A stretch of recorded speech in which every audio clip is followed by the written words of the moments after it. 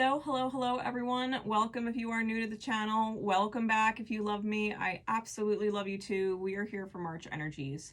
As a quick reminder, whenever I do these monthlies, even though it is always beneficial to watch your big three, sun, moon, rising, please keep in mind that each sign rules a particular house in your birth chart, and that each house rules over a specific area of your life.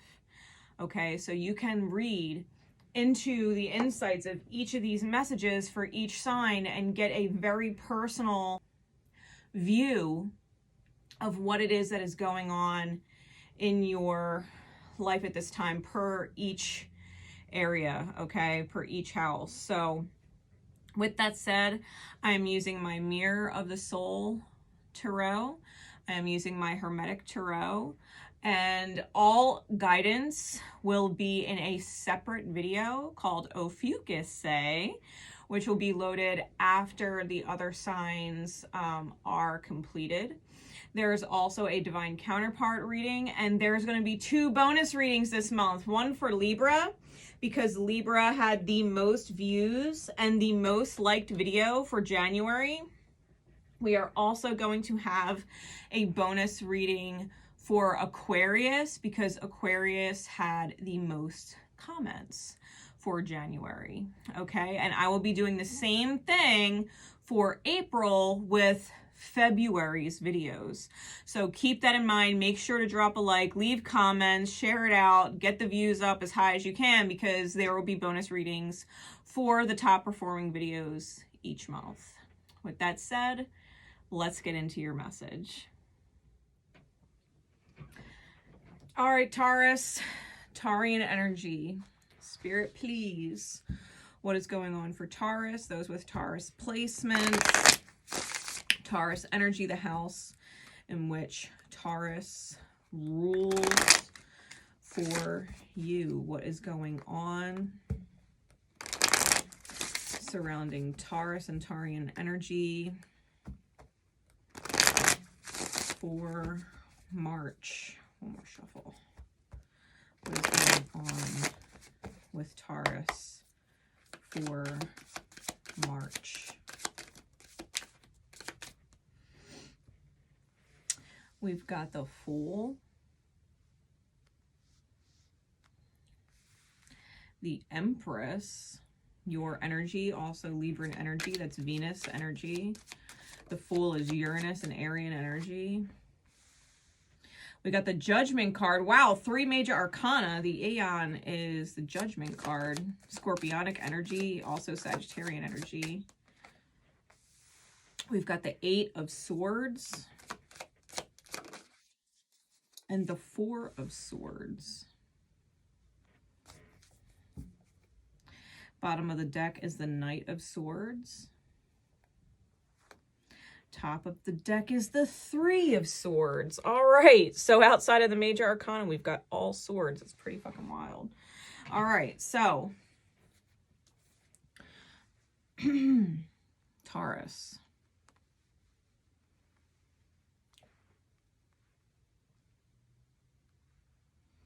With the Knight of Swords being on the bottom of the deck, I do feel as if communication is key this month for you.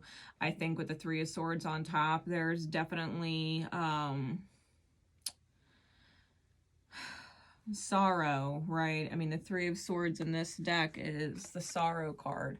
It's sadness, and it's not necessarily a sadness that can be helped. There is definitely something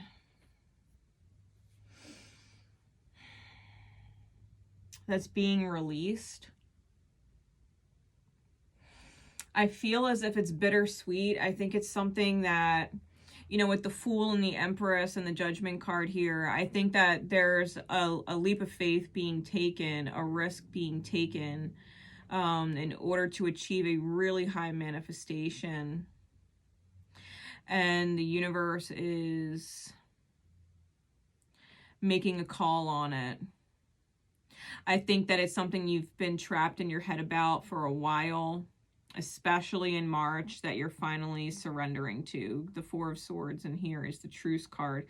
This Eight of Swords is interference. So make sure that you're staying sovereign. Like, don't not make choices because of other people, or make choices because of other people. Make sure that you're doing what is best for you. Like, if you're hurting in whatever area of your life Taurus rules, right, whatever house this is in, if you're hurting, you have to really remind yourself that pain is a part of life when we choose it to be a part of our life, and we don't have to continue to choose it. We don't have to continue to choose it. So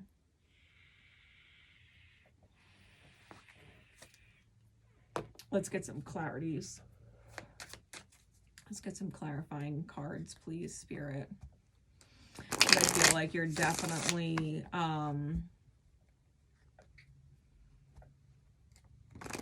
either taking a leap of faith or being thrown off the cliff.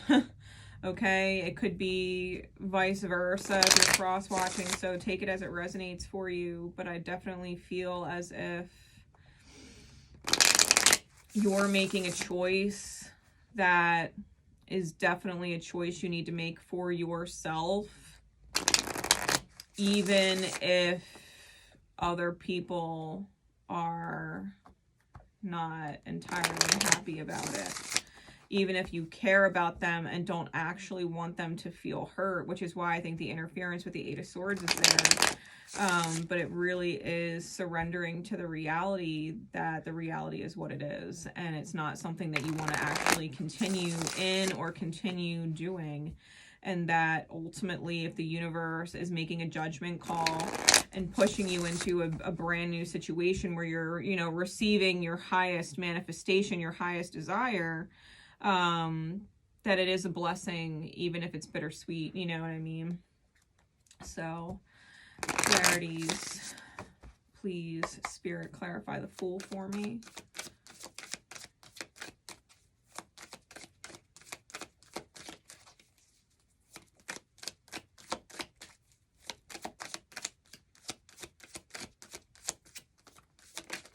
Whoa.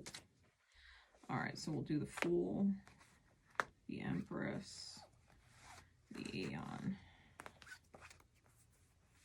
The Fool is clarified by the Fool and Justice. The Empress is clarified by the Knight of Pentacles. The Aeon is clarified by the Five of Swords, the Queen of Swords, and the Princess of Cups. Clarify the Eight of Swords.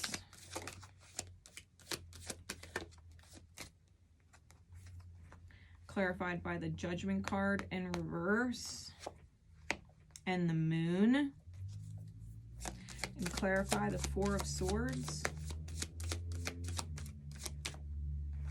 the Six of Pentacles. Bottom of the deck is the Hermit. Top of the deck is the Ace of Swords. Okay. Taurus.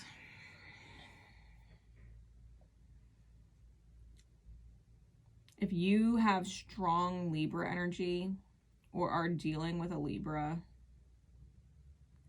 they may absolutely feel foolish, but whatever is going on, understand it's justice. It's karmic justice. It's justice and love. It's Venusian and Saturnian.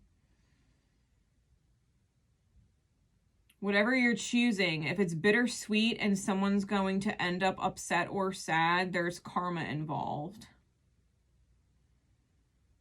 So please know that there's karma involved. There's a reason why you're leaving.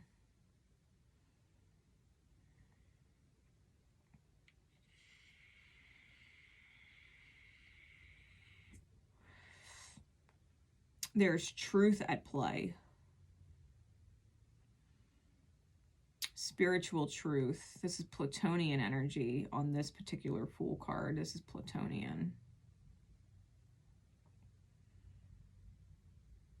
Transformation needed to happen for someone, potentially with strong Arian energy, a significant Pluto placement, Uranus placement. Libran energy.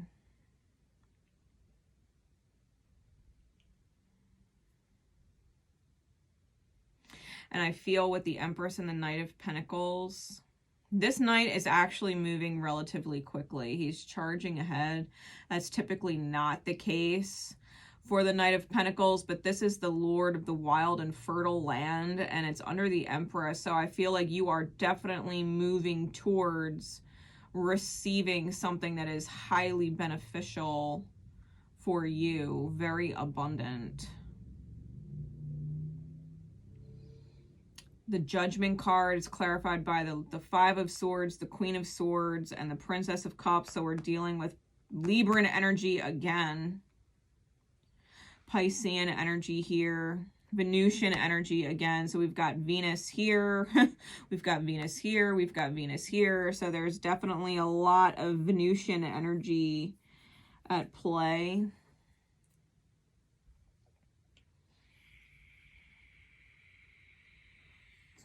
If you're dealing with a Libra, they're probably feeling defeated. They're probably feeling like they've got their head cut off. Or you're completely humbling their ego, okay? This could be someone who is extremely controlling, who is feeling defeated.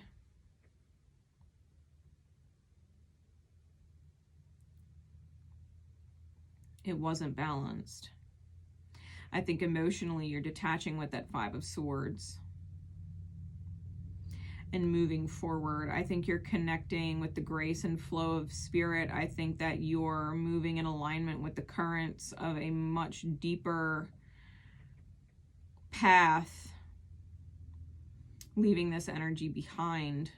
The interference, the Eight of Swords, is when you're not listening to the judgment call, when you're not allowing yourself to be in flow or make on a whim fool type choices, right? Because this judgment card is actually Uranian. If you take a look right there, the symbol for Uranus is in the corner.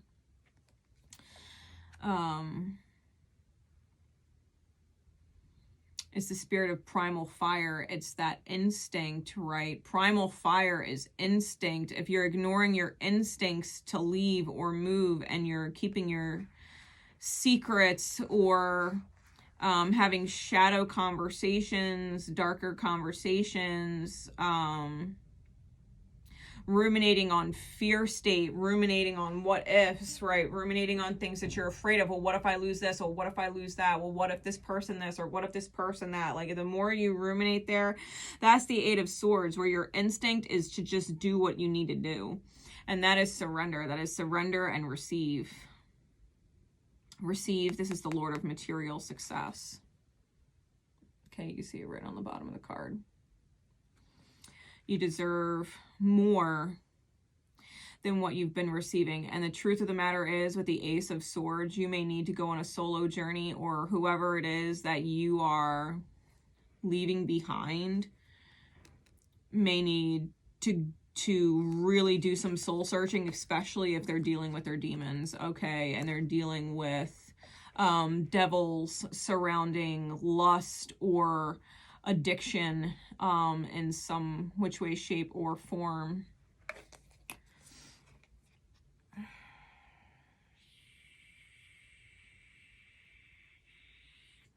They may have communication problems because the Hermit is mercurial. They may even have mental problems, okay? They may be dealing with mental illness, or they do not understand right and wrong, and they don't know how to tame their need for control. They might not know how to tame their need or desire or belief that cheating is okay. And it's affecting their Ten of Cups energy. It's affecting them achieving the dream. It's keeping them from it. They trap themselves with lovers that it's more sexually based. Like, I mean, it's classic, well, we have great physical chemistry, we have great sexual chemistry, so I'm going to stay in this relationship even though it's toxic.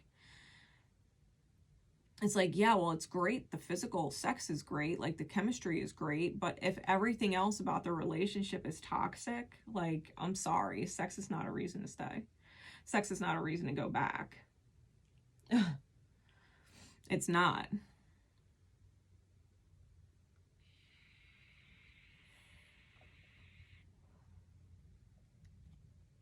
I mean, God, at the end of the day, when we grow old together, sex isn't even possible. Eventually, we hit an age and a point where sex is not possible. And there's a reason why the need to value relationships beyond sex is important, because once that goes away, what's left? You know what I mean? If you're in a relationship all these years, this toxic relationship for all these years because the sex is great, well, what happens when the sex is finally over? All you've got left is toxic.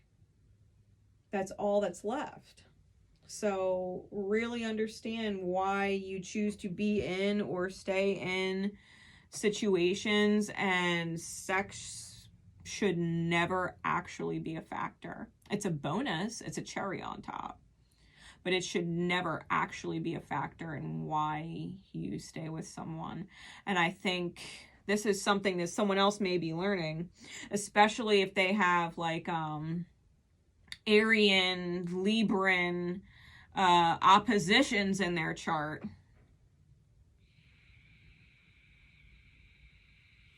That's a really strong possibility.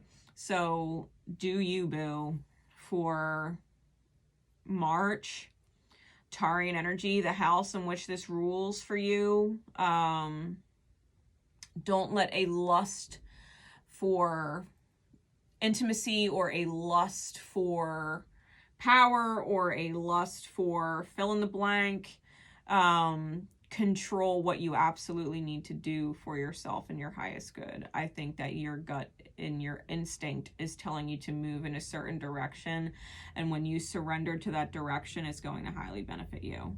All right, so Taurus, I will catch you in Ophiuchus. Take care.